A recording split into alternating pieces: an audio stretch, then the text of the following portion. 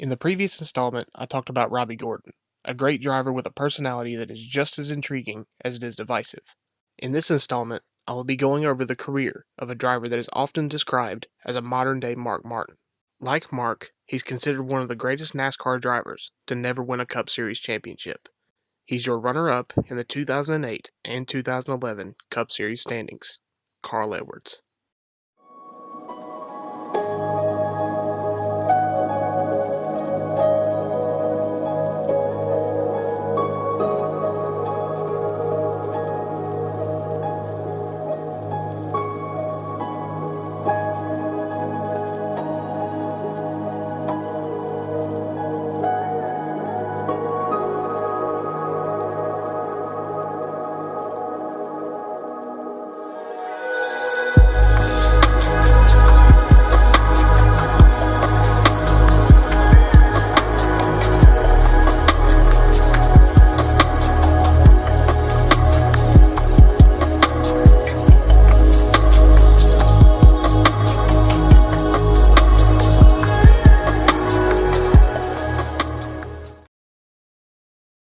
Carl Edwards would grow up in Columbia, Missouri, and would begin racing mini sprints at age 13. In 1997, he would switch to IMCA Modifieds, where he would win Rookie of the Year in 1998 and a track championship in 1999. After 3 semesters of studying engineering at the University of Missouri, Carl decided that college wasn't working out as he pursued a career in racing. Prior to racing full-time, Edwards would work as a substitute teacher. It's also been documented that Carl would hand out business cards to teams looking for drivers, with the quote stating, "If you're looking for a driver, you're looking for me." Come 2002, Edwards would get his big break, driving 7 truck races for Mike Mittler. With an engine failure at Milwaukee and Las Vegas, along with a 3rd DNF at Texas due to a vibration, Carl's high point would be an 8th place finish at Texas, with an average finish of 22.3. While that doesn't sound great at face value, Carl had strong runs during the race and qualifying as well. That was enough to draw the eye of the Cat in the Hat, Jack Roush. For 2003, Carl would get behind the wheel of the number 99 for the full Truck Series season. The first 10 races would be filled with highs and lows.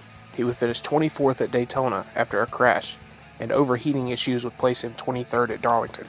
He would earn his first top 5 of the season with a 4th place finish at Martinsville. 2 races later, a crash at Dover would result in a 33rd place finish. Edwards would then find consistency with 3 top 5s in the next 4 races. Then, in the 11th race of the season, Edwards would lead 40 laps en route to his first Truck Series victory at Kentucky. Makes his final turn. Coming out of turn number 4, he sees the checkered flag and wins. Hey, Carl, I love you, buddy. Hey, Carl, this is Dorsey and all the speed guys, man. We were proud of you. You did it, man. Man, this is the greatest day of my life. Carl would keep up the consistency with top 5 runs at Gateway and Michigan. He would then earn back-to-back wins at IRP and Nashville. In the final 10 races, Carl would earn 6 top 10s, 4 of which were top 5s. But a crash at Richmond, an engine failure at Las Vegas, and a transmission failure at Homestead would relegate Carl to 8th in points. 3 wins, 13 top 5s, 15 top 10s, and an average finish of 10.5 would earn Edwards Rookie of the Year honors.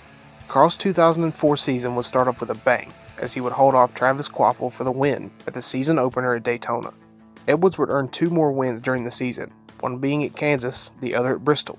3 wins, 9 top 5s, 17 top 10s, and an average finish of 10.4 would result in a 4th place points finish. Also, in August of 2004, Carl would replace Jeff Burton in the number 99 for the remainder of the Cup season after Burton left the team. In 13 starts, Carl would earn 1 top 5, 5 top 10s, and would have an average finish of 18.6. For 2005, Carl would be a full-time driver in both the Nextel Cup Series and the Busch Series. Due to him running 13 Cup races in 2004, Carl wouldn't be eligible for Cup Series Rookie of the Year, but he would be eligible for it in the Busch Series. Heading into the 4th Cup Series race of the year at Atlanta, Carl's season would be off to an okay start. With finishes of 12th, 5th, and 14th, Carl would be sitting 5th in points. In the Busch Series, Atlanta would be their 5th race of the season, with a 10th at Daytona, 6th at Fontana, 3rd in Mexico City, and a 7th at Las Vegas. Edwards would be riding a hot streak, sitting 2nd in points. However, nobody could have predicted that Carl was about to make history. On Saturday, Carl would lead 47 laps en route to his first Busch Series win. taking the points lead in the process.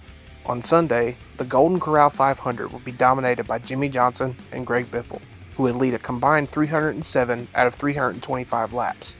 After a caution on lap 296, the number 99 team would win the race off pit road, putting them ahead of the dominant car of Jimmie Johnson. After the restart, Johnson made his move off of 2 to get his lead back. Off of turn 4, he cleared Edwards. Within 10 laps, the top 3 of Johnson, Edwards, and Biffle had checked out on the 4th place car of Brian Vickers. With 10 to go, the 3-horse race started to dwindle down to 2 as Johnson and Edwards opened a gap to Biffle. After a slide off of turn 2, Edwards would have to cool off his tires. He would have one more shot at Johnson in the closing laps. With 2 to go, Carl turned up the wick, riding ever so close to the wall. Coming to the white flag, Edwards had cut the lead to 2 car lengths. Heading into 3, Edwards was right on the bumper of the 48. Out of turn 4, well, the rest is history. Johnson tries to block him. It's who can stay in the front here off turn 4. And here they come, and I think Carl's got the advantage on him. He got it. He wins it. Carl Ready has done it. Woo! Yeah, baby. Yeah, baby. 2/100ths of a second after 500 miles. Carl Edwards would earn his first career Cup Series win by 2/100ths of a second. As I mentioned earlier, this was a part of history. Not only did Carl become the first driver to sweep the Busch Series and Cup Series races at Atlanta, he became the first driver to win his first Busch Series race and his first Cup Series race in the same weekend. Carl would go on to win 3 more Cup races that year, along with 4 more Busch Series races as well. He would finish 3rd in points in both series after the tiebreaker for 2nd in Cup points went to Greg Biffle by virtue of wins. Carl's 2006 season would be bittersweet. In the Busch Series, Carl would win 4 races and finish 2nd in the points. However, his Cup numbers would be a letdown. He would unfortunately go winless and would shockingly miss the chase. Sadly, this season is only remembered for this controversial penalty in the Bud Shootout. Got in under him. They were telling him to wave everybody off, and then he tried to get around Tony Stewart, and we got everybody trying to pit and go around people. Trying not to wreck. Carl Edwards, the 99 car, had no place to go. They all started slowing up in front of him. Black flag, Carl Edwards. They're going to penalize Carl Edwards for the move at the entrance to pit road.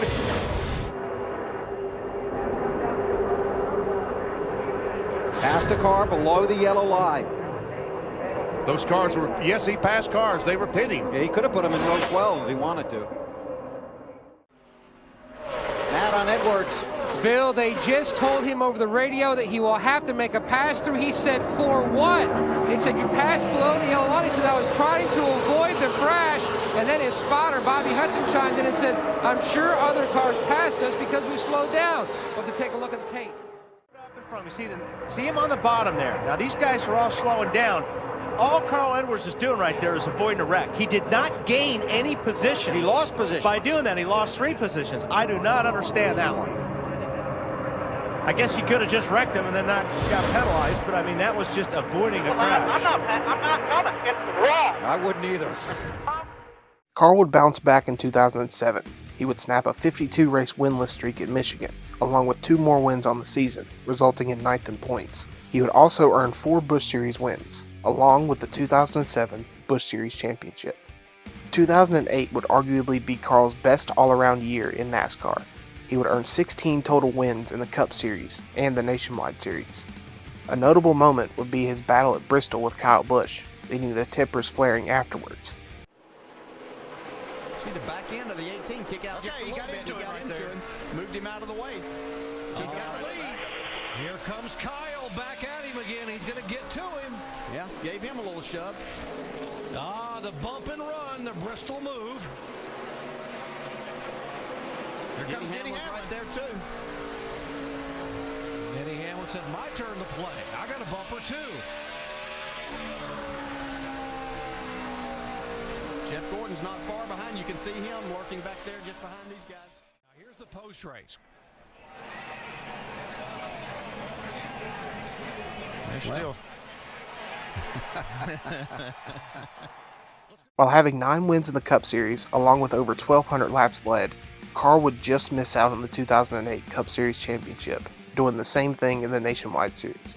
After an impressive 2008, Carl would go through what is often referred to as the runner-up slump, where the second-place finisher in the previous year's points struggles the following year, the year's only notable moment being this frightening last-lap crash at Talladega.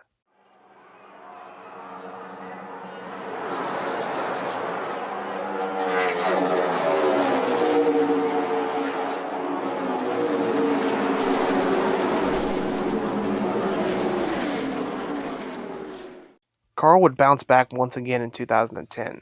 Although it was a slow start, the Roush Fenway organization would turn the corner at Chicagoland. Carl would make a late-season rally by winning Phoenix and winning Homestead in dominating fashion, bringing him to 4th in points. While this season was good overall, it wouldn't be without controversy. In the 4th race of the season at Atlanta, Edwards would try to fall in line on a restart, inadvertently going across the nose of Brad Keselowski and essentially taking himself out of the race. Later, on lap 324, Carl would turn Brad going through the quad oval, resulting in a frightening crash with the roof of Brad's car caving in after contact with the wall. On the July 17th Nationwide Series race at Gateway, there would once again be another incident with Keselowski. This time, it would be in a battle for the win. Coming off the corner. Keselowski got a little bit loose getting into 3. White flag. Shades of Atlanta for Carl's first cup win. Right on your bumper. White flag. To the outside, but he's got one more lap to deal with Brad Keselowski. Keselowski fights back on the inside. Whatever happens now, this race. Touch. Keselowski gets into Edwards. They save it. Drag race down the backstretch now. That's that half car length I was talking about. They both survived it. Let's see what happens in turn 3. Reed Sorensen waiting in the wings. Here's Keselowski on the inside. Carl Edwards, can he make it stick on the outside? Brad thought he had the best car all night. Took the inside line on the restart. This is going to be down to the wire. Oh, touch! He spun out. Carl gets into Keselowski. Oh, Carl Edwards will win. That's it. Checkered flag. The room to do it. Boy, that's such a hard angle to see if Brad came up to block in any way. They called in a lift. We can confirm that. There's no question. This hit by Keselowski. He's stuck on the inside line there. And just hard contact. There were plenty of mixed emotions involving this incident. While I was a big supporter of Carl, and still am, this was a bad look. It was the equivalent of throwing a rock and the guy it hit throws a concrete block back at you. Many called for Carl to be suspended, fined, or even disqualified. Others stated that it was just racing for the win. And I'm not here to tell you which side you should take, so I'll just leave that up to you while I move on to 2011. Edwards would win the 3rd race of the 2011 season at Las Vegas, catapulting him from 12th to 3rd in points. While this would be his only points-paying win, Edwards would win the All-Star race, remembered for ripping the splitter out from under his car during the celebration. But not close enough. Carl Edwards wins the Sprint All-Star race and $1 million. All right, baby. $3,000. Oh my gosh! Oh boy! He just tore his car all to pieces. He hit this manhole down there. He tore it up. Sorry about that. He tore the whole front off of it. He was going to do a Matt Kenseth, and he didn't know there was a manhole down there. You can get behind that show car over there on pit road. I don't think that's going to happen. He's going to get behind a record. What he's going to get behind. To add to that, Carl's 2011 season is the textbook definition of consistency. In 36 starts, Edwards would have a staggering 19 top 5s, 26 top 10s, 903 laps led, 0 DNFs, and an average finish of 9.3. However, despite the fantastic season, it just wouldn't be enough. After a late season rally by Tony Stewart, the final points would result in a tie. Edwards will be relegated to 2nd in points by virtue of the tiebreaker, with Stewart's 5 wins compared to Carl's 1. 2012 would see Carl once again fall victim to the runner-up slump. A far cry from the year prior, 2012 would be Carl's worst statistical year in the Cup Series. He would only score 3 top 5s, 16 less than the previous season's tally. This, along with an average finish of 15.6, will result in Carl finishing a distant 15th in points, missing out on the 12-driver chase. 2013 would show signs of improvement. Carl would earn 2 wins, one of which would be at Phoenix, where he would break a 70-race winless streak, and his average finish would improve by 2 positions. He would make the one-off 13-driver chase, but inconsistency would place him 13th in the standings. 2014 would be a bittersweet season for Cousin Carl. He would once again earn 2 victories, one being the rain-delayed Food City 500, where he would lead the final 78 laps. In late May, rumors started making rounds that Edwards wouldn't return to Roush Fenway for 2015. On NASCAR race day, Carl stated that he had declined an offer from Richard Childress, leading many to believe that he had plans for the following season. On June 19th, Jay Skis reported that a deal between Joe Gibbs and Carl had reportedly been reached, and they were just waiting to announce it. 3 days later, Carl would notch his second win of the year at Sonoma. On July 27th, Roush Fenway released their 2015 driver lineup, with Edwards not being listed. On August 19th, it was confirmed that Edwards would be making the switch to Gibbs, driving the newly formed number 19 team in a multi-year deal. Edwards would finish 2014 and his tenure with Roush with 2 wins, 7 top 5s, 14 top 10s, an average finish of 15.1, and 9th in the point standings. The early part of 2015 would be very rough for Carl. Throughout the first 11 races, he would only earn 1 top 10 and have an average finish of 20.3. Then, the Coca-Cola 600 would be next. Carl would lead 25 laps en route to his first win of 2015 and his first win for Toyota in JGR. The next 12 races would show improvement, but the numbers still weren't lighting the world on fire. Then, in the 25th race of the season, Carl Edwards would return to victory lane at the Southern 500, his second crown jewel win of the season. Edwards would cruise through the elimination-style chase with little worry, until the round of 8. A 14th place finish at Martinsville would leave him 5th in points, just under the cutoff. He would remain in 5th after Texas, placing him within reach of making the Final Four at Phoenix. Unfortunately, the weather would decide otherwise, as the race would be called on lap 219, relegating Edwards to 12th. 2016 would see Edwards finish in the top 10 6 times in the first 7 races, 4 earning back-to-back wins at Bristol and Richmond, easily securing him a spot in the chase. Carl would cruise through the first rounds of the chase. Then, once again, Martinsville would force Carl into a corner. The 36th place finish would essentially put Carl in a must-win scenario to make it into the Final Four to battle for a championship. Then, contrary to how the weather ended his season in 2015, it would work to his advantage this time, securing him a win at Texas and a ticket to Homestead. In the final race of the year, Carl would seemingly have the best car of the 4 title contenders.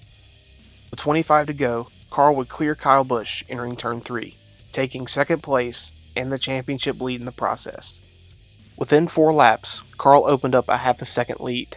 Then, just as it looked like the championship was falling into Edwards' hands, a caution would come out with 15 to go. With everyone coming in for their final pit stops of the season, the 19 crew would have a blistering 11.5 second pit stop, placing Edwards in second. With race leader Kyle Larson starting on the outside, Carl would be the first driver on the inside lane, with fellow championship contender Joey Logano lined up behind him. What would happen next would see it all go up in smoke. What do we need? Big adjustments on the 48 into his outside. The 18 of Kyle Busch, a poor pit stop, but now he lines up in the outside. No one's better rolling the top than the 18 of Kyle Busch. And you can bet Kyle Busch will try to make that happen. He's unbelievably good on that outside on restarts. 10 to go. They come into the restart zone. Kyle Larson, the outside. Carl Edwards on the inside. Green flag back in the air. They're blocking. Good go down low. Carl Edwards into the wall. He got tagged by the 22. Big hits by the 19. And the caution comes back out again. Just like that, his championship hopes were over. Many people were upset at Joey Logano. At the time, I was one of them. But in hindsight, he really didn't do anything wrong. Carl had to block to try to prevent a 3-wide situation heading into turn 1. And Joey was trying to win a championship. An aggressive move? Yeah. Inherently wrong? Well, no. Despite the unfortunate end to the season, many were optimistic of what 2017 could hold for Edwards and the number 19 team. Then, what would happen next would shock the NASCAR world to its core. So I'm stepping away from full-time driving in the Cup Series. So we get to the reasons. Why would I step away from all of that? And the reasons are pretty straightforward. And there are 3 of them. Number 1, I am I'm personally satisfied with my career. Second reason is that, and I'm not going to get any sympathy from anyone in the room, but this is an all-encompassing thing. You guys, we do this, and it's full time.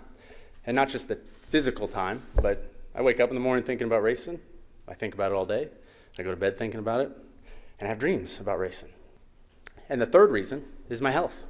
I can stand here healthy And that's a testament, after all the racing I've done and all the stupid stuff I've done in a race car, that is a true testament to NASCAR, to the tracks, to the people who built my race cars, to my competitors, and to the drivers who've come before me who haven't been so fortunate.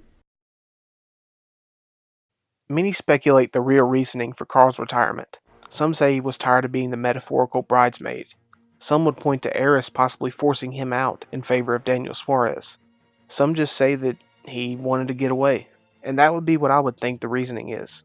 With how much dedication is required for NASCAR, or motorsports in general, we can't be too surprised when a driver just wants to get away from it all. We may never know if there are any underlying reasonings behind Edwards' retirement. Who knows? Maybe we'll see him back behind the wheel one day. That statement isn't as far out of left field as it may sound. As Carl said himself, Well, just because I never say no. I'm a driver. I'm a race car driver, man. I never say no. In conclusion, Carl Edwards will go down in history as one of the best NASCAR drivers in its history to never win a Cup Series championship. It just seems as if whenever Carl would get close to the peak, a small hiccup would prevent him from reaching the top. Despite never winning the championship, I still feel that we'll be seeing Carl in the NASCAR Hall of Fame eventually. And with that, I'll end it here. Thank you all for watching, and I hope you all have enjoyed the second installment of Career Retrospectives. If you did happen to enjoy it, leave a like, and subscribe for more content like this. Until next time, I'm Jesse King, and I'll see y'all around.